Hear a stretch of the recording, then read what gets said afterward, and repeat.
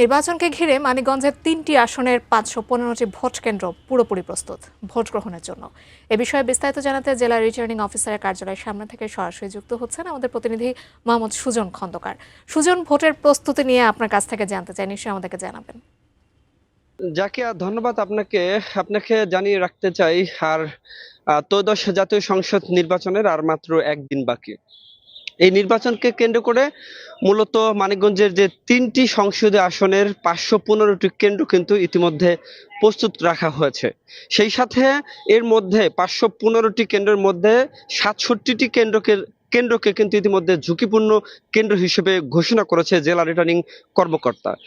ব্যাপারটা হচ্ছে যে এই কেন্দ্রগুলো আসলে কোনো দ্বন্দ্ব হবে বা মারামারি হবে এমন বিষয় না। বিষয়গুলো হচ্ছে মানিকগঞ্জ শহর থেকে কেন্দ্রগুলো অনেক দুর্গম এলাকায়, সেই কারণে, এবং এর পাশাপাশি যে কেন্দ্রগুলো বিশেষ করে হ্যাভয়েড প্রার্থীদের বাড়ির পাশে রয়েছে সেই কেন্দ্রগুলোকেও মূলত ঝুঁকিপূর্ণ কেন্দ্র হিসেবে চিহ্নিত করা হয়েছে।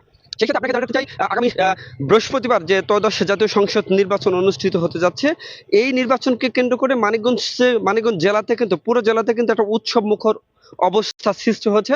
আমরা সকাল থেকে দেখেছি, সকাল 7:30টার পর থেকে যখন প্রচারণা বন্ধ হয় তারপরে থেকে দেখেছি আইন শৃঙ্খলা বাহিনীর কিন্তু ব্যাপক প্রস্তুতি চলছে। এবং এই যে ৫১৫টি কেন্দ্র, ৫১৫টির প্রতিটি কেন্দ্রে কিন্তু একজন প্রিজাইডিং অফিসারের নেতৃত্বে কিন্তু ১২ থেকে ১৫ জন আইন শৃঙ্খলা বাহিনীর সদস্য কিন্তু নিযুক্ত থাকবে। সব মিলিয়ে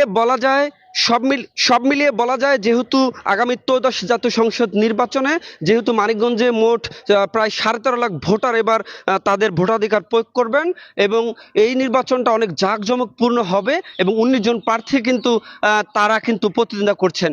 এবং আপনাকে একটা বিষয় জানিয়ে রাখতে চাই যে এই যে কেন্দ্রে যে যারা ডিউটি করবেন তাদের প্রতিটা কেন্দ্রে কিন্তু সিসি ক্যামেরার আওতায় রাখা হয়েছে, এবং যারা কেন্দ্রে ডিউটি করবেন তাদের গায়েও কিন্তু মোবাইল ক্যামেরা থাকবে। কিন্তু সব মিলিয়ে বলা যায় যে আগামী ত্রয়োদশ যে জাতীয় সংসদ নির্বাচন হচ্ছে, এটা মানিকগঞ্জে কিন্তু উৎসব মুখর পরিবেশে হবে।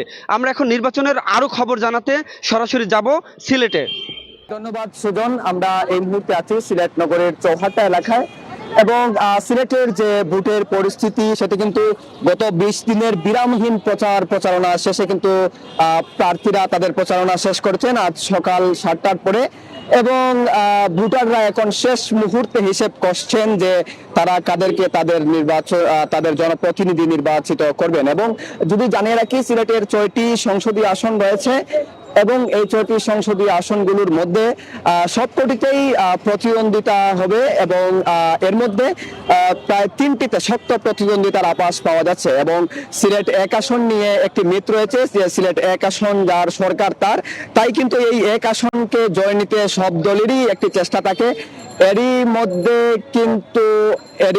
মধ্যে কিন্তু আমরা দেখেছি বিএনপি এবং জামাত জোটের যে প্রার্থীরা তারা কিন্তু এই আসনটিতে জয় নিতে মরিয়া হয়েছেন। এর বাইরে কিন্তু সিলেট 2 আসন এবং 3 আসনে যারা প্রতিদ্বন্দ্বিতা করছেন, বিশেষ করে বিএনপি এবং জামাত জোটের প্রার্থীরা কিন্তু প্রধান প্রতিদ্বন্দ্বিতায় আছেন। এর বাইরে যেটি বলছিলাম, শক্ত প্রতিদ্বন্দ্বিতা সিলেট 4 আসনে হবে। সেখানে সিলেট সিটি কর্পোরেশনের সাবেক মেয়র আরিফুল হক চৌধুরী তিনি নির্বাচন করছেন বিএনপির প্রার্থী হয়ে।